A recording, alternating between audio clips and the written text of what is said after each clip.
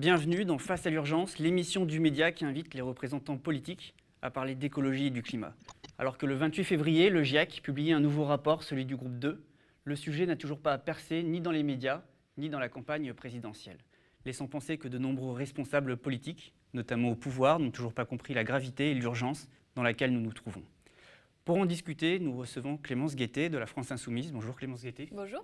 Alors Clémence Guettet, vous êtes la secrétaire générale du groupe de la France Insoumise à l'Assemblée nationale.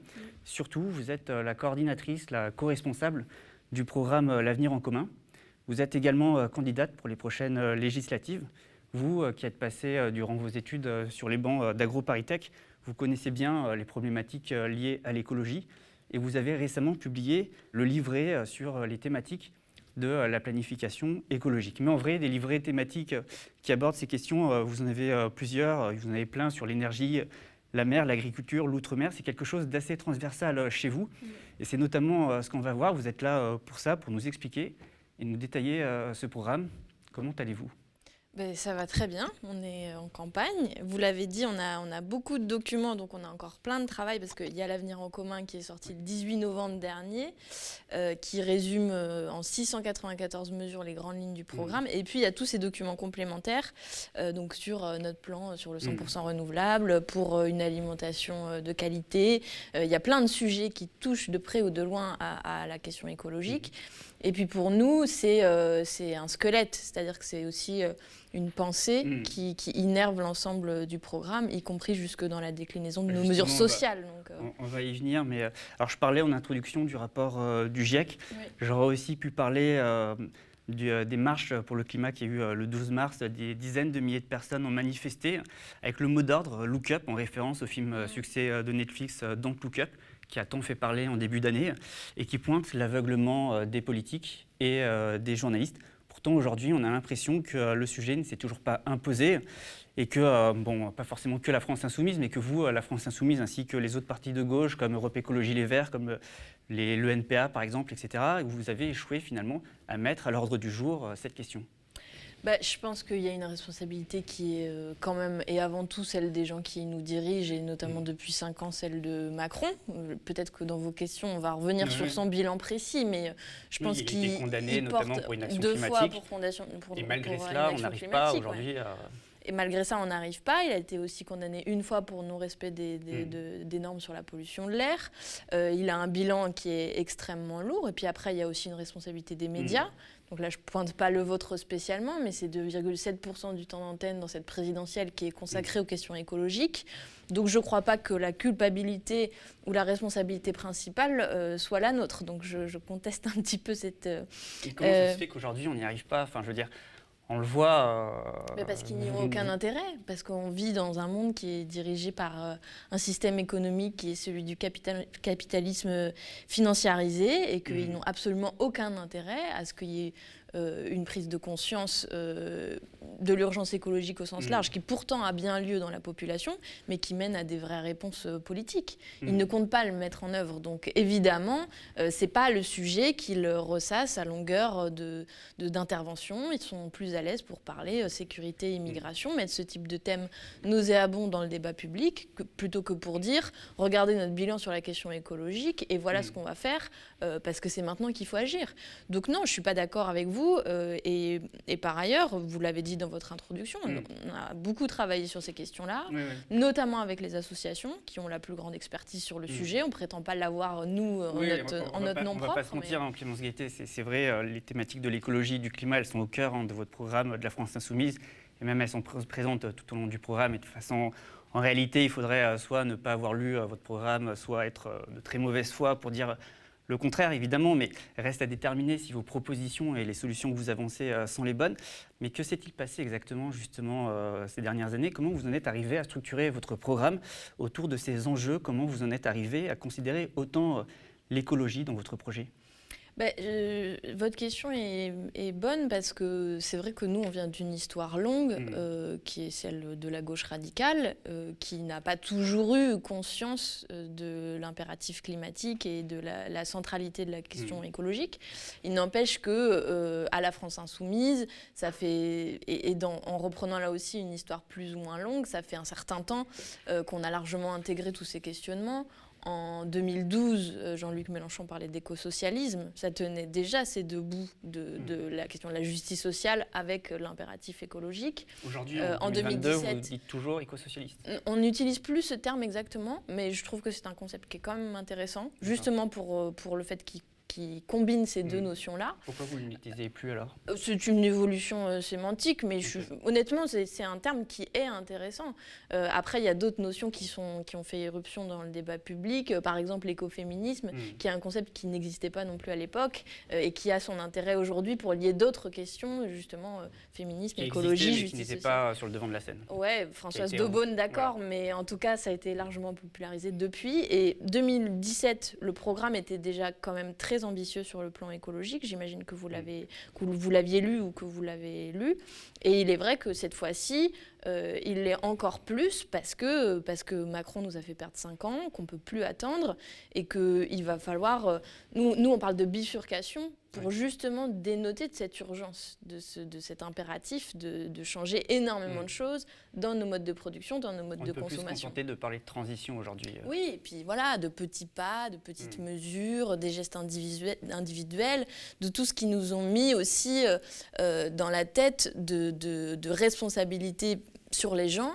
Je crois qu'on a quand même vécu entre-temps le mouvement des Gilets jaunes qui a montré à quel point on ne peut pas mener une politique écologique contre les gens dans le pays. Il va falloir absolument avoir à cœur de faire payer pour nous ceux qui sont responsables, c'est-à-dire les très riches et les multinationales. Il y a des rapports éloquents qui sont sortis sur ces sujets ces dernières semaines. Justement là-dessus, vous me parlez des très riches et des multinationales, mais le sujet, est-ce que c'est pas aussi le capitalisme qui détruit la nature? Oui, je vous l'ai dit, on est dans un système, le capitalisme général, qui nous a imposé ces règles de court-termisme, d'échange généralisé, qui, de fait, nous font dépasser...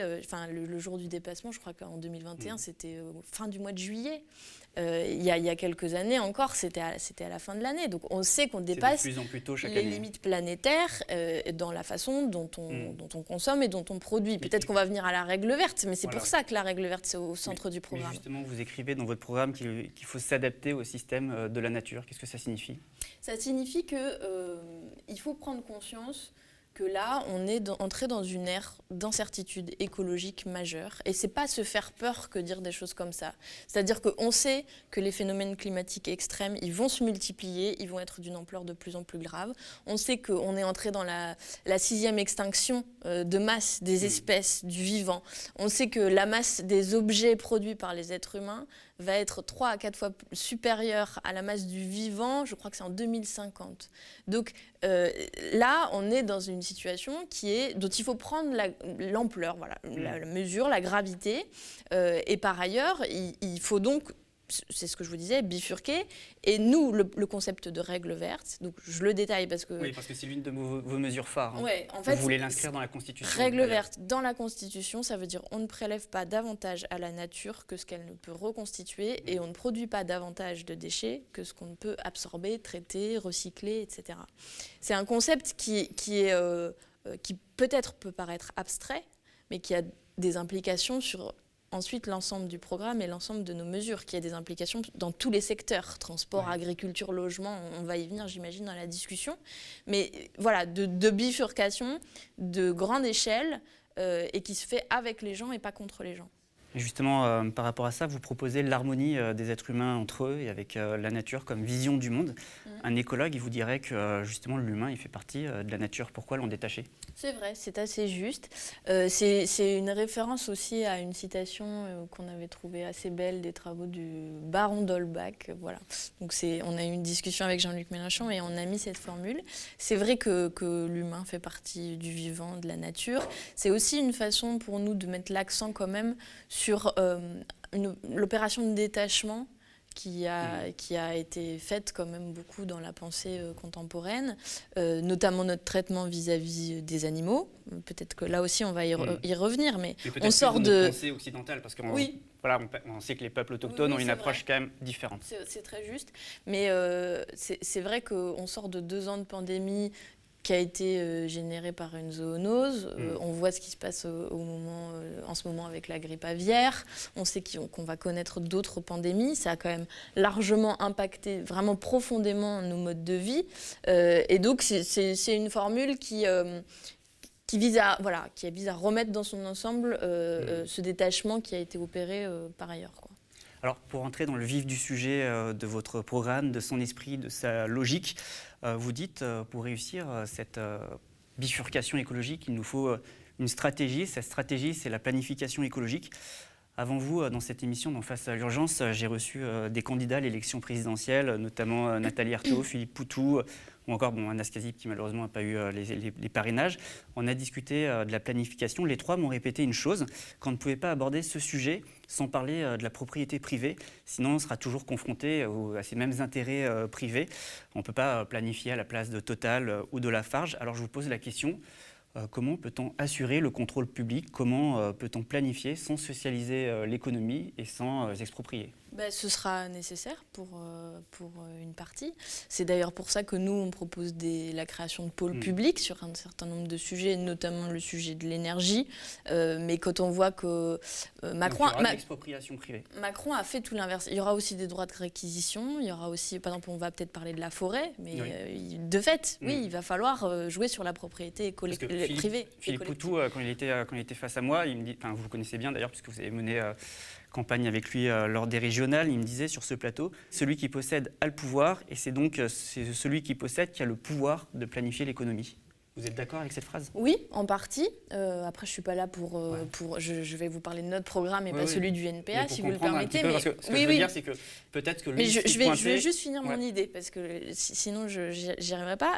Pour finir sur l'idée, le bilan de Macron, par exemple, sur la question des pôles publics. Le bilan de Macron, c'est la tentative de faire le projet Hercule sur le plan énergétique, c'est la tentative de privatiser la SNCF.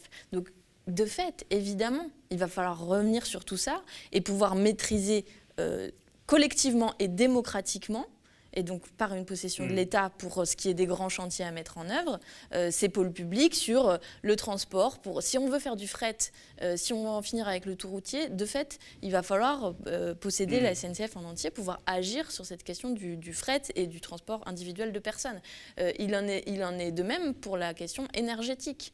On ne peut pas donner au privé tout ce qui est rentable, où on a mis de l'investissement public pendant des années, je pense par exemple à l'hydraulique et avec les barrages, et garder dans l'État tout ce qui coûte très cher et qui, de fait, va provoquer des déséquilibres énormes, notamment sur les factures des gens, avec l'histoire de la péréquation tarifaire qui va être mise à mal. Ça veut dire, pour le dire beaucoup plus simplement, ça veut dire le système qu'ils nous promettent. Vous habiterez loin d'une centrale, puisque eux, c'est le tout nucléaire qu'ils proposent, vous paierez beaucoup plus cher que si vous habitez à côté. C'est à ça qu'on va à long terme. On voit en ce moment la galère des gens avec le prix du gaz, de l'essence et des moyens de se chauffer aussi pour bon nombre de nos concitoyens et concitoyennes. On sait que ce problème va être accru si jamais on ne reprend pas le pouvoir sur ces pôles publics dont je vous parlais. Mais justement, pourquoi je parle d'eux, pourquoi je reviens sur ce qu'ils m'ont dit? Parce que peut-être ce que, par exemple, Philippe Poutou pointait du doigt, c'était peut-être l'absence de substance, de contenu qui fasse consensus derrière la planification. Parce qu'aujourd'hui, tout le monde, ils sont nombreux à parler de planification, d'Europe Écologie Les Verts, ou même au Parti Socialiste. D'ailleurs, assez content d'avoir gagné cette bataille des idées. Même aujourd'hui, le Parti Socialiste en parle également. Et oui, puisqu'il y a le pouvoir également, puisqu'il y a un haut plan au commissariat en exercice. C'est dommage qu'ils utilisent le mot, mais qu'ils ne le fassent pas. Ouais. Mais... Il y a ce haut plan. Et même vous le rappelez d'ailleurs dans votre livret, les multinationales aussi planifient, mais pas forcément dans l'intérêt commun. Bien sûr. Bien sûr que non. Non, la planification, nous, ça veut dire, en respectant la règle verte, c'est la déclinaison. Une fois qu'on a dit règle verte, d'accord, mais comment on fait ? En planifiant avec l'État et avec les communes notamment, qui seront un échelon très important. Donc on a sorti un plan sur cette question justement de la planification pour montrer comment, à partir d'un conseil à la planification écologique, on déclinera jusqu'à des consultations faites au plus près des citoyens. Au niveau local donc. Au niveau local, au niveau communal principalement, parce qu'on pense que c'est l'échelon qui est adapté pour avoir des débats en fait, de proximité ou des visites, aller visiter concrètement qu'est-ce que c'est. Donc c'est la commune qui planifie. Et c'est la commune, c'est le conseil à la planification écologique qui organise des consultations qui seront menées au niveau communal, qui ensuite remontent, c'est un peu le format cahier de doléances en vérité, et ensuite on fera des lois de planification à partir de 2023 pour qu'elles soient déclinées, appliquées. Donc ça signifie que vous allez commencer par une grande enquête, une étude, un état des lieux du pays pour évaluer les besoins, savoir exactement comment identifier les gaspillages, comment ça se passe, savoir aussi peut-être mettre en place aussi des plans de relocalisation. Et puis commencer à avoir des débats citoyens. On peut être très éloigné de ces enjeux et de ces questions dans son quotidien. Et donc il s'agit aussi de pouvoir expliquer, de pouvoir, je ne sais pas, pour prendre un exemple très concret, qu'est-ce qu'une régie publique de l'eau dans ma commune, ça change pour moi. Si jamais on ne prend pas le temps d'avoir cette discussion ensemble, on ne le sait pas nécessairement. Mais je reviens sur quelque chose. Je vous ai dit loi de planification en 2023, le temps que ces consultations se fassent. Mais dès notre arrivée au pouvoir, 2022, des mesures d'urgence quand même. Parce qu'il y a des choses qu'on peut faire sans attendre. Il y a des choses qu'on peut faire tout de suite. Par exemple, je ne sais pas, pour vous prendre un exemple, on peut mettre tout de suite un ISF avec une composante climatique. On peut faire tout de suite un moratoire sur les lignes de train sans attendre la consultation pour savoir depuis 30 ans quelles gares ont été fermées, quelles lignes seraient nécessaires pour que les gens puissent se déplacer correctement. Il y a des choses qu'on peut faire vraiment sans attendre et on le fera bien sûr. Et on n'a pas besoin de réorganiser l'État pour y parvenir ? En partie, évidemment, parce que ils ont aussi dépecé beaucoup d'opérateurs publics. On a vu pendant le mandat, malheureusement, à chaque budget, ils faisaient voter des baisses pour le ministère de la Transition écologique notamment. Mais il y a aussi tous les opérateurs de proximité, de recherche et d'information. Je pense par exemple à l'ONF, pour ce qui est de la question forestière, mais aussi l'IGN, parce que comment on fait si jamais on n'a pas de données, comment on fait sans Météo France ? Parce que là, ils ont supprimé des postes en veux-tu, en voilà. Alors que comment on fait pour les aléas climatiques, pour les connaître, si on n'a plus d'expertise météorologique, alors qu'on était extrêmement bon sur la question. On l'est toujours par l'implication des agents, mais de fait, il va falloir remettre des postes beaucoup dans tout cela. C'est justement ce que va financer les 200 milliards d'euros d'investissement écologique et social que vous prévoyez. Notamment, alors pour reprendre dans l'ordre, les 200 milliards, c'est sur le quinquennat. Alors déjà, c'est assez amusant parce que la dernière fois, on proposait moins et on avait les hauts cris, mais c'est impossible, Monsieur Mélenchon, vous allez nous ruiner, on ne peut pas investir autant, etc. Entre-temps est passée la pandémie, Macron s'est quand même rendu compte qu'il fallait investir. Bon, ça a été pour sauver les entreprises et on sait le dévoiement des aides publiques qui ont pu être faites à ce moment-là. Il n'empêche que maintenant, l'idée d'un plan d'investissement écologique, elle choque moins et on continue à la porter, c'est 200 milliards en effet. Dans ces 200 milliards, il y a des très gros postes de dépenses. Par exemple, il y a 93 milliards pour la transition énergétique. Il y a tout ce qui est rénovation thermique des bâtiments. Il y a des milliards pour l'agriculture. Il y a des plus petits postes de dépenses, mais qui seront quand même indispensables, notamment, par exemple, je pense à l'adaptation de certaines grandes installations pour faire face aux aléas et aux changements climatiques qu'on va connaître, les ponts, les barrages, enterrer les fils électriques, ce genre de choses. Donc ça, c'est 200 milliards sur le quinquennat, 45 milliards environ par an. Alors, à l'époque du Front de gauche, à l'époque, vous faisiez alliance avec d'autres partis, dont le PCF, vous vouliez un référendum sur le nucléaire. Aujourd'hui, vous voulez en sortir. Pourquoi ? Parce que, bon, déjà, vous le dites très justement, il y avait la question d'une alliance avec le PCF qui, lui, est favorable à continuer le nucléaire. Donc, poser la question aux gens paraît l'option politique la plus juste, la plus démocratique. C'est une évidence. Là, nous ne sommes pas en débat non plus sur le nucléaire. Comment ? Il n'y a pas un énorme débat sur le nucléaire aujourd'hui dans la société civile, c'est pas quelque chose... Oui, mais malheureusement, il n'empêche que celui qui est aux manettes nous a sorti il y a quelques semaines encore un grand plan pour mettre des mini-EPR, des mini-réacteurs partout et relancer le fiasco des EPR, alors qu'on sait que c'est coûteux, c'est quand même 6 fois le budget déjà prévu, on pense que ça va continuer à augmenter. Donc, quelle était votre question initiale ? Pourquoi justement avoir décidé aujourd'hui de sortir du nucléaire, sachant aussi que vous me dites que c'est coûteux, mais ce qui peut être coûteux aussi, c'est au niveau de la facture de l'électricité. On dit aussi que le nucléaire peut permettre aussi. C'est déjà plus cher, je crois, que l'éolien aujourd'hui, hein, le nucléaire. Ça n'empêchera pas une explosion du prix de l'électricité. Non, bien sûr que non. Et par ailleurs, quand on dit que le nucléaire permet un tarif compétitif. Oui, on dit ça. On dit aussi que c'est pas dangereux. Bon, il y a quand même beaucoup de fausses idées sur la sortie du nucléaire. Non, je crois que c'est devenu une nécessité pour plusieurs raisons. D'abord parce qu'on arrive à un point de non-retour sur le vieillissement de nos installations. Donc de fait, maintenant c'est carénage, maintenant c'est on arrête ou on continue, et c'est ce que veut faire Macron. Donc il veut prolonger encore ces centrales qui sont vieillissantes. On sait que plus elles sont vieillissantes, plus elles sont dangereuses. Il y a des défauts de sûreté qui sont... Enfin voilà, on sait qu'il y a de nombreux incidents, qu'il y a même... Il y a un lanceur d'alerte qui a parlé d'une politique de dissimulation de ces incidents, voilà, au Tricastin, tout à fait. On sait que ça va être coûteux, on sait que ce ne sera pas résilient face au changement climatique parce qu'il y a besoin d'eau, donc les sécheresses vont nous poser des problèmes certains. Donc voilà, il y a énormément de désavantages à continuer, et on a le sentiment que c'est maintenant qu'il faut mettre un coup d'arrêt pour ne pas repartir pour 60-70 ans. Mais du coup, comment on fait? Parce que du coup, vous avez un plan de production électrique pour pallier à l'absence du nucléaire. Est-ce que vous savez comment faire? Avec quelle énergie? Vous avez parlé de l'éolien à l'instant.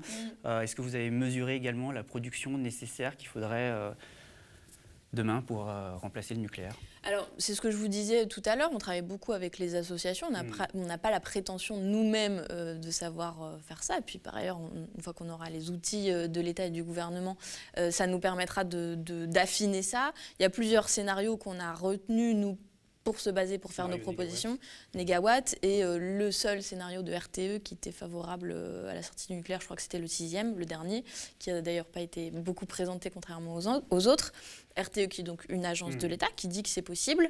Et en effet, le but c'est de sortir du nucléaire le plus vite possible, avant 2045, si c'est possible, le plus vite possible, donc en y mettant les moyens, en travaillant avec les sous-traitants du nucléaire. J'insiste là-dessus, ça participe à la dangerosité du système tel qu'il est exploité aujourd'hui. Vous avez parfois 50 sous-traitants de 50 boîtes différentes qui interviennent sur une même installation. Heureusement que ces gens sont extrêmement compétents, extrêmement qualifiés et investis dans leur travail, parce que la sûreté repose sur leurs épaules. Donc on ne le fera surtout pas sans eux, on le fera bien avec eux, parce qu'ils seront indispensables pour démanteler ces installations. On est en contact avec des associations de sous-traitants du nucléaire. C'est vraiment un combat qui est important pour nous, parce que justement, c'est pas contre la filière nucléaire, contre les emplois qu'on fait cette proposition. Et on pense en plus qu'on va pouvoir en créer avec le renouvelable. On peut se demander ce que deviennent les travailleurs du nucléaire derrière, parce que voilà, c'est des habitants d'un bassin d'emploi, d'un bassin industriel qui dépendent de cette filière. En général, on parle à l'instant du Tricastin, mais dans le Tricastin, il n'y a que ça. Oui, c'est partout pareil, autour des installations nucléaires, c'est logique. Mais ils seront indispensables pour cette opération. On ne sait pas combien de temps ça va prendre de démanteler. Ça nous coûtera le coût du démantèlement, je vais vous dire une bêtise peut-être. On a prévu 93 milliards pour la transition énergétique. Sur le coût du démantèlement, je ne sais plus. Il suffit de regarder Négawatt. Honnêtement, on a repris leurs chiffres. Et vous m'aviez posé une question qui est pourquoi sortir quand même. C'est ça, c'est pour pas retourner dans cette logique où si on remet le doigt dedans, on est reparti jusqu'à la fin du siècle facilement, quoi. La solution peut-être finalement, parce que je vous demandais justement comment on allait pallier et à l'absence de production. Est-ce que la solution c'est quoi? C'est la sobriété finalement aussi peut-être? Alors, c'est indispensable. Sobriété énergétique. Donc réduire nos dépenses énergétiques. Certaines, de fait. L'isolation thermique des bâtiments, ça va permettre à ça, par exemple. Passer à du transport en train ou à des mobilités douces, ça va permettre aussi, voilà. Mais il y a une chose qui est importante, c'est qu'il y a une incertitude pour le moment sur quel mix précis de renouvelables il va falloir opérer. Ce qu'on sait, c'est qu'on a un potentiel immense dans les énergies maritimes. Il y a 5000 éoliennes en mer en Europe. Il y a un prototype d'éoliennes flottant, donc ceux qui attaquent le moins la biodiversité, qui sont les plus respectés. Qui ne sont pas posés dans les fonds. Exactement, parce que sinon c'est des dalles de béton, on sait les dégâts écologiques que ça peut provoquer.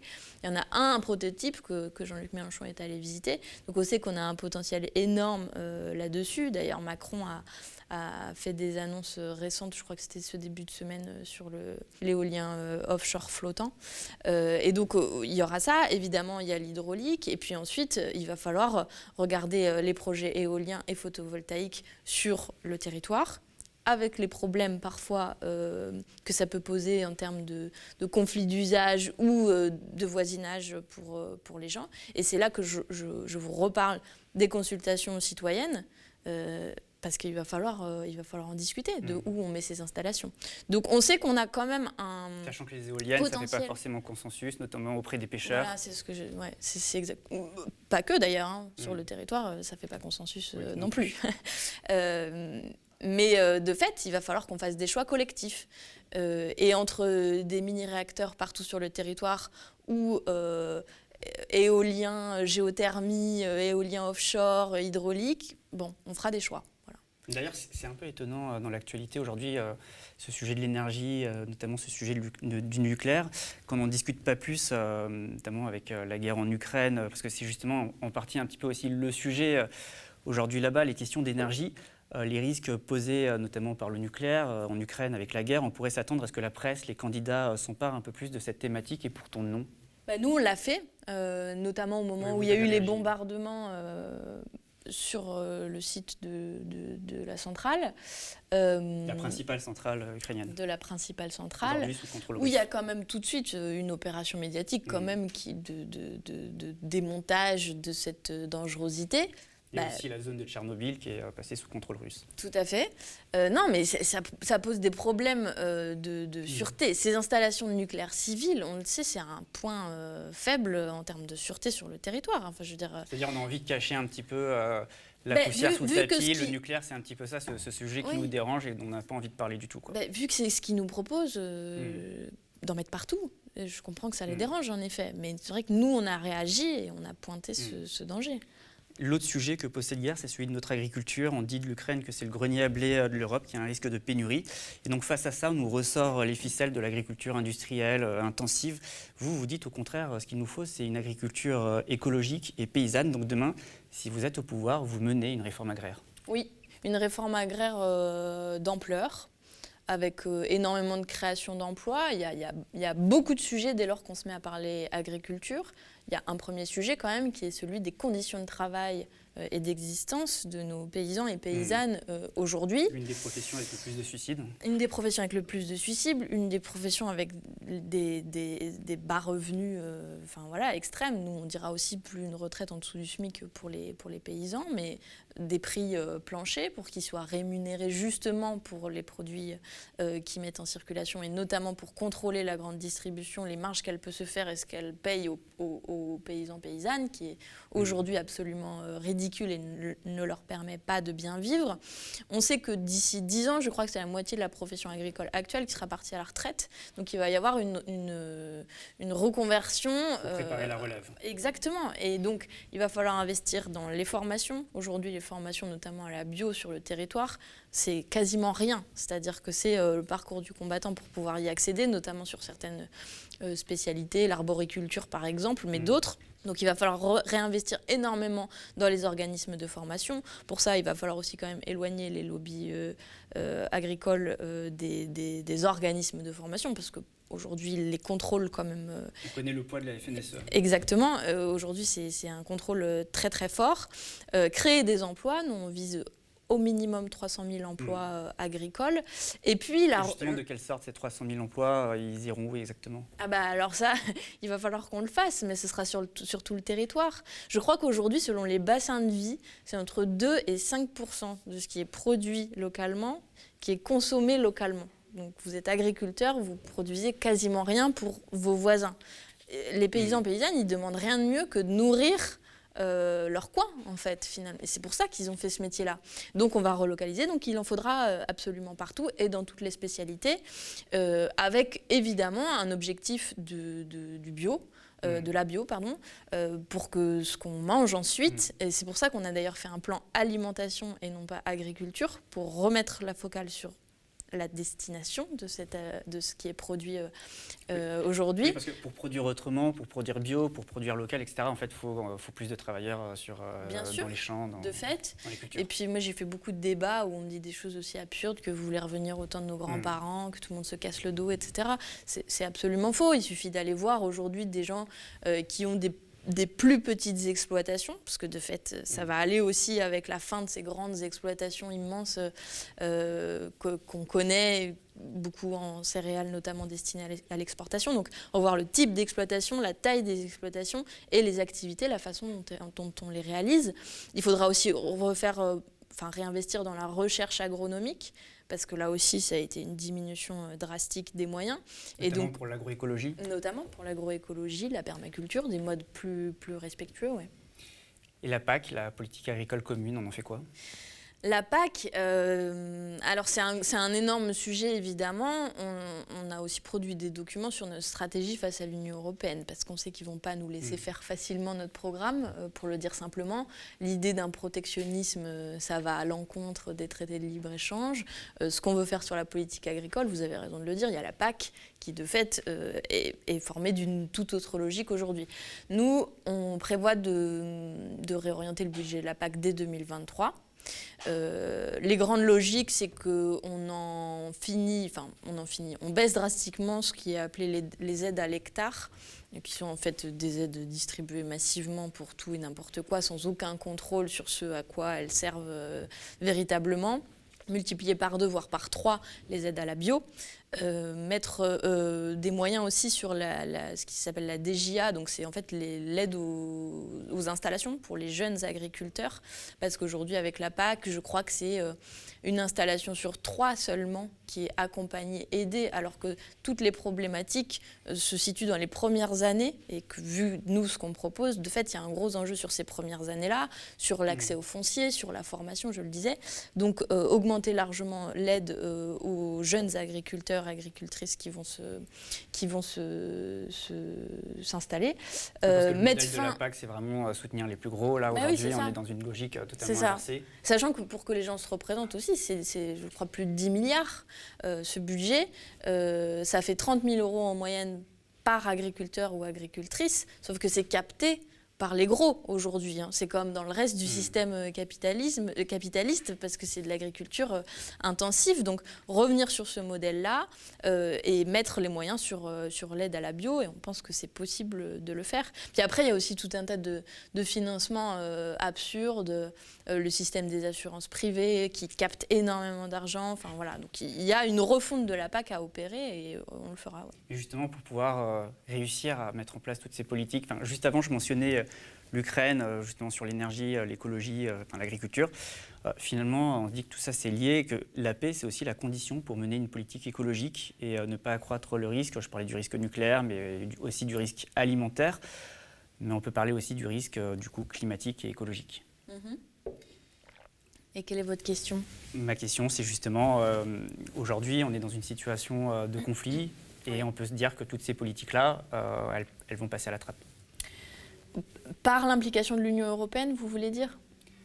Par les volontés, par le fait aujourd'hui qu'on est dans une situation où la guerre c'est le sujet numéro 1. Ouais, mais et que je veux dire, on va pas mettre sous le boisseau tous les chantiers qu'il y a à opérer parce que la guerre. Je veux dire, en ce moment, on est déjà dans un débat qui consiste à dire la présidentielle bof, les débats bof, parce que la guerre, la démocratie n'attend pas la fin de la guerre. Donc, il en est de même pour les politiques qu'on va devoir entamer. Je veux dire, c'est évidemment extrêmement préoccupant.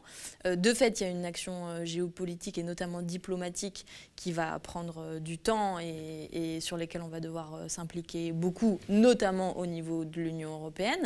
Mais bon, nous, on a d'autres propositions aussi qui consistent à sortir de l'OTAN, arrêter de s'engager dans des conflits à tout va, arrêter d'aller donner des leçons partout à tous les peuples du monde comme Macron a pu le faire. Donc non, il va falloir mener tous ces combats en même temps. Je suis d'accord avec vous, c'est une grande ambition. Il n'empêche qu'on est là pour ça. Donc, Votre discours, il consiste aussi à dire qu'on ne peut pas résoudre la crise écologique sans répondre aux inégalités sociales et aux divisions liées au genre et au racisme. D'ailleurs, tout à l'heure, vous parliez de l'écosocialisme. L'écologie, c'est aussi ça, c'est aussi une question sociale. Bien sûr. Et elle questionne également notre rapport au territoire. Oui, c'est une question sociale. J'ai envie de dire, vraiment, c'est ça le problème majeur.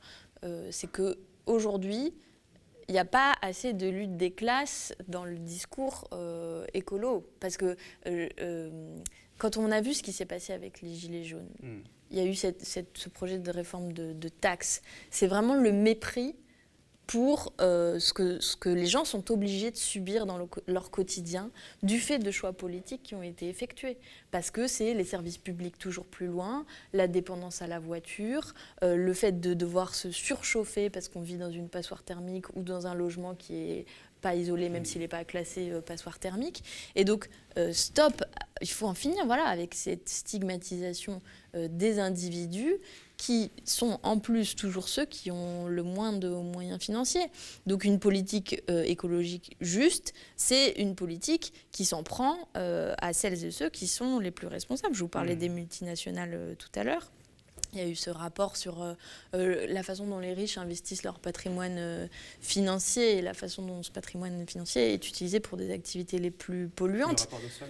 Notamment Oxfam et Greenpeace, oui, c'est ça. Et donc il va falloir aller contraindre toutes celles et ceux qui, pour le moment, s'en mettent plein les poches. Et c'est les autres qui trinquent. Donc non, oui, on va revenir évidemment là-dessus. Et sur les territoires... on pourrait notamment parler des Outre-mer, parce que vous faites un focus spécifique là-dessus. Jean-Luc Mélenchon, il allait plusieurs fois dans des départements traversés par des crises, des conflits spécifiques liés à l'écologie. Je peux parler de la Guyane, un territoire avec de forts enjeux en matière de biodiversité. Il y a le parc national d'Amazonie, les problématiques liées à l'extraction de l'or. On peut parler aussi de la Réunion, où il allait récemment, qui est traversée par d'autres problèmes, la crise requin. D'ailleurs, vous vous référez beaucoup à Paul Vergès, figure locale du PCR, le Parti communiste réunionnais. On peut également évoquer la Guadeloupe, la Martinique, touchée par les algues sargasses, et où surtout vous demandez la reconnaissance du statut de crise sanitaire et écologique concernant l'eau potable et son assainissement, la contamination au chlordécone et les effets cocktails avec d'autres substances dont les conséquences sont inconnues. Oui, c'est vraiment des territoires qui ont été maltraités sur le plan social et écologique, évidemment. Ces déplacements-là, ils nous permettent de nous nourrir de ce que les gens, les populations disent. Il y a des plans pays, notamment, qui ont été élaborés suite aux mouvements sociaux, je pense à la Guyane notamment, donc, dont on a repris les propositions, là aussi, sans rougir. C'est-à-dire que c'est toujours la façon dont c'est la plus intelligente de concevoir un programme, c'est d'écouter celles et ceux qui sont concernés.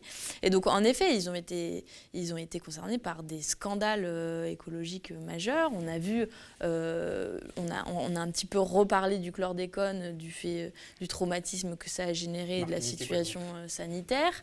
Et en plus, pour la France, c'est un réservoir de biodiversité exceptionnelle, rare. C'est aussi des lieux où il peut y avoir de la recherche écologique extrêmement... Évidemment. Mais c'est aussi les endroits où la catastrophe est la plus imminente, en quelque sorte. La montée des océans, la déforestation. Vous allez à Mayotte, au rythme actuel, dans 30 ans, il n'y a plus de forêt. Oui, évidemment. D'ailleurs, vous êtes également pour la reconnaissance du crime d'écocide. Oui, au niveau international. On pense qu'il va falloir mener une diplomatie écolo ambitieuse. On l'a vu au niveau français, malheureusement. Donc Macron a été condamné pour son inaction climatique, on l'a dit, mais lui-même revoit à la baisse à chaque fois toutes nos ambitions depuis la COP qui s'était déroulée à Paris. Et donc sur le plan international, on ne pèse plus sur ces questions-là. Donc il va falloir pousser pour la reconnaissance de ce crime d'écocide et mener une diplomatie qui soit aussi dirigée vers l'application du respect écolo et de la baisse des émissions de gaz à effet de serre au niveau mondial. En effet. Vous portez un intérêt particulier pour les forêts. Vous souhaitez laisser au niveau national 25% de la surface de la forêt française en libre évolution. Qu'est-ce que cela signifie qu'il y aura des territoires interdits à l'homme, de réensauvagement ? Pas exactement. Non, il y a une problématique énorme sur la forêt française. Elle est très vaste. On est, je crois, la deuxième forêt européenne, notamment sur les territoires ultramarins, mais pas que. Il y a plein de problématiques. Sur le territoire de l'Hexagone, Ce qui est le plus compliqué, c'est le fait que ce soit des parcelles en propriété privée, par exemple, justement. Parce que c'est des gestions indépendantes sur des tout petits bois ou des toutes petites forêts qui empêchent de gérer de manière durable, en fait, les forêts. Les grandes parcelles, on a un autre souci, qui est que la sylviculture il n'y a plus de politique sylvicole, à vrai dire. Là aussi, c'est de l'intensif en monoculture, avec des coupes rases qui détruisent les sols. Je suis allée dans les Landes. Je veux dire, vous allez dans des endroits... Des déserts verts. C'est absolument atroce. Vous voyez que le sol est mort. Et donc... ça n'est absolument pas pensé en gestion de long terme. Donc il va falloir rediversifier les essences. Il va falloir que l'ONF puisse jouer son rôle. Je le disais, on a perdu la moitié des agents de l'ONF en 30 ans. Donc il va falloir en réembaucher parce que c'est des gens qui ont une expertise incroyable. Et d'ailleurs, c'est une des professions aussi où il y a eu énormément de suicides dans les 15 dernières années. C'est plus d'une cinquantaine de personnes qui se sont suicidées parce que leurs conditions de travail ne leur permettent plus de protéger la biodiversité, de surveiller le foncier, de faire de l'éducation à la nature, comme ça pourrait être aussi leur rôle. Donc redonner des moyens de l'ONF et surtout gérer la forêt publique de manière durable. Donc diversité des essences, laisser, comme vous le disiez, une bonne part de la forêt en libre évolution, et puis réinvestir pour que la filière sylvicole, je crois qu'aujourd'hui c'est 1 chêne sur 4 qui est exporté en France, non transformé. Donc pour que la filière sylvicole soit elle aussi relocalisée. Donc remettre des scieries en France, on a réduit le nombre de scieries divisé par 10, on n'en a plus que 1500, remettre des scieries et faire en sorte que tout le bois soit transformé. J'avais une discussion absolument passionnante avec quelqu'un qui dirige une scierie.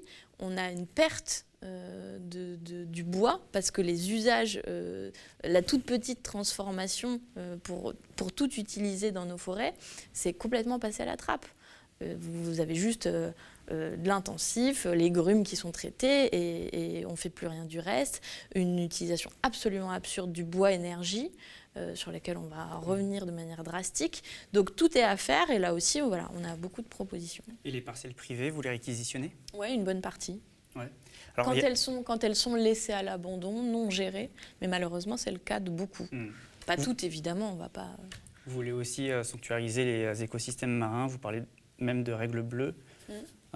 Pour l'eau, que vous comptez également peut-être inscrire dans la Constitution. Oui. C'est sur le même modèle que la règle verte. Exactement. Là aussi, c'est une catastrophe écologique qui est en cours sur l'eau. Tout le modèle va dans le mauvais sens en termes de pollution. La quasi-totalité des rivières et des cours d'eau français sont pollués. On a fait même disparaître de la carte des ruisseaux qui gênaient un petit peu certains agriculteurs. Et puis en mer, on a une surface maritime qui est considérable. Sachant que 80% des pollutions en mer viennent de terre. Oui. Bien sûr. Et puis, il y a un enjeu, même pour l'esprit humain, de recherche. On connaît très peu la mer. La seule chose qu'on développe aujourd'hui, c'est l'aquaculture intensive, la pêche qui n'est absolument pas raisonnable. Donc, il y a de grands chantiers à engager sur... Pour réduire la pollution, viser le zéro déchet, le zéro plastique. Oui, ça c'est une mesure d'urgence par exemple. La consigne, réutiliser des consignes en verre et en finir avec le plastique jetable à usage unique, ça peut être fait très rapidement. En plus, il y a eu une discussion sous Macron, c'est arrivé jusqu'à l'Assemblée nationale. Bon, une fois de plus, ils n'ont rien fait. Mais... D'ailleurs, tout ça, ça avait été pensé aussi par la Convention citoyenne pour le climat, mais bon, ça a été un petit peu jeté à la poubelle. Mais, un petit peu, comme vous dites. Mais ensuite, ça signifie également revoir notre consommation, même les publicités, etc. Tout ça, il va y avoir énormément à réduire. Je ne vais pas beaucoup aller plus loin sur les questions qui concernent les océans, parce que c'est une marotte de la France Insoumise, et je pense qu'en fait, ça mériterait une émission... c'est vrai. Entière, ce sujet. Si on part là-dessus, je pense qu'on en a pour 1 heure. Je vais plutôt aborder un autre sujet sans transition avant de conclure. Vous êtes également un des rares mouvements à parler autant des animaux, notamment de l'élevage industriel. Vous faites beaucoup le lien avec les zoonoses et le Covid. La question animale, elle est importante. Quelle place elle a ? Elle est très importante. On a un petit peu parlé au début de l'émission. C'est une question de cohabitation du vivant. Donc il y a une question quasiment philosophique dont Jean-Luc Mélenchon s'est d'ailleurs beaucoup emparé ces dernières années. Sur nous, Comment ? Qui dit beaucoup également sur nous, sur nos sociétés. Bien sûr, sur notre rapport. Oui, tout à fait. Il y a la cohabitation avec les animaux familiers. Il y a les pratiques de loisirs, notamment, qu'il va falloir largement réglementer. En France, parce qu'on a un peu du mal à réformer la chasse. Oui, parce qu'il y a des conflits d'usage. Mais de fait, nous, on dirait qu'il va falloir interdire la chasse, notamment pour le week-end, pour que ces conflits d'usage cessent. On sait qu'il y a énormément de soucis sur certains territoires avec ça. Après, la question centrale aussi sur la condition animale, c'est la question de l'élevage intensif. C'est 8 animaux sur 10 dans notre pays qui sont dans des conditions de vie absolument atroces, donc sur caillebotis ou dans des tout petits espaces, les lapins dans des toutes petites cages, la poule sur la feuille A4. On connaît ces chiffres-là, mais je veux dire, aller visiter des lieux comme ça, c'est un choc. Qu'est-ce qu'a fait Macron contre ça ? Il a créé la cellule Déméter. Donc circuler, il n'y a rien à voir. On a un gros souci avec la façon dont sont élevés les animaux aujourd'hui en France. Donc il va falloir revenir aujourd'hui, là-dessus. Concernant la cellule Déméter, a dit qu'il fallait arrêter. Oui. Mais ils avaient essayé de le mettre en place quand même. Oui. Et puis ça va aussi avec des choix, notamment sur notre alimentation. Il va falloir consommer moins de protéines animales. Il va falloir revenir là-dessus. À titre personnel, je sais que vous êtes végétarienne, mais... Vous êtes très bien informée. Vous soutenez... Comment vous avez cette info ? C'est public, c'est dans la presse. Vous soutenez une politique qui vise du coup à réduire une alimentation carnée. Est-ce que ça signifie qu'il faut se diriger vers une alimentation, un mode de vie vegan, ou comme Fabien Roussel, il s'agit juste en fait de manger mieux ? Vous me citez des positions antagonistes. Il s'agit de réduire. On dit 50% de protéines animales en moins. Ça veut dire, ça nous ramène au sujet de la PAC, par exemple. Comment on réoriente les aides vers des protéines végétales ? Aujourd'hui, c'est très peu soutenu en France, alors que ça permettrait de nous nourrir. Et ça se fera par des changements lents, des habitudes aussi. Mais il y a une nécessaire prise de conscience, et ça, on pense que c'est le rôle des politiques que de sonner cette alerte-là. Puis, en fait, tout le modèle et n'est pas vertueux. Je veux dire, les conditions de travail des gens qui travaillent dans des élevages intensifs ou dans des abattoirs pour aller jusqu'au bout de la chaîne, c'est absolument désastreux. Il y a des lanceurs d'alerte dans ces domaines-là qui témoignent de ces conditions de travail qui sont déplorables, quoi. D'ailleurs, auprès de L214, vous êtes les mieux notés sur la question animale. Merci Clémence Guettet, c'est la fin de cette émission. N'hésitez pas à liker, à partager, à vous abonner, et puis surtout n'oubliez pas de commenter ces vidéos si vous avez des choses à nous raconter. On sera très heureux de vous lire. Merci encore Clémence Guettet d'être venue sur le plateau du Média. Merci. Le Média TV, c'est de l'actualité, une contre-matinale quotidienne. Des entretiens d'actualité, des reportages, mais ce n'est pas que cela. Le Média TV, c'est aussi de l'enquête. Des enquêtes sur l'évasion fiscale, sur la France-Afrique et ses dérives, sur les violences policières. Nous avons réussi à nous procurer des images de vidéosurveillance que nous diffusons aujourd'hui en exclusivité. Ces images, nous les avons analysées en collaboration avec l'agence d'expertise indépendante Index. La BPI n'hésite pas à endosser le rôle de gestionnaire de fonds pour des investisseurs venus du Golfe. C'est ce qu'elle fait dans le cadre du projet Lac d'Argent. Des dizaines de milliers de morts et 1 million de déplacés internes. Dans un pays qui compte à peine 4 millions d'habitants. C'est aussi le résultat d'un jeu macabre entre États étrangers, comme le Tchad, le puissant voisin, et son allié principal, la France, l'ancienne puissance coloniale. Quelques semaines avant l'élection présidentielle, alors que la machine à étouffer les vérités qui dérangent est en marche, nous avons décidé d'accélérer notre production d'enquêtes. Des enquêtes sur des figures politiques de premier plan. Des enquêtes qui se rapprocheront de plus en plus de la Macronie, des gouvernants et de ce qu'ils préféreraient cacher aux électeurs, surtout en ce moment. Pour finaliser ces enquêtes et lancer de nouveaux chantiers, nous avons besoin de votre soutien. Pour bien entendu payer les équipes qui travaillent et travailleront sur ces sujets. Mais aussi, malheureusement, pour provisionner les frais d'avocat, car nos adversaires ont des moyens et n'hésitent pas à recourir aux procédures bâillons. Plus votre mobilisation financière sera forte, plus nous aurons les moyens de nos ambitions. Les moyens d'aller au-delà de ce que les puissants laissent transparaître à travers une communication bien rodée. Face à la grande offensive des pouvoirs et des oligarques contre le journalisme d'enquête, celui qui dérange et dévoile, imposons notre plan B citoyen, faisons vivre l'investigation sur le Média TV.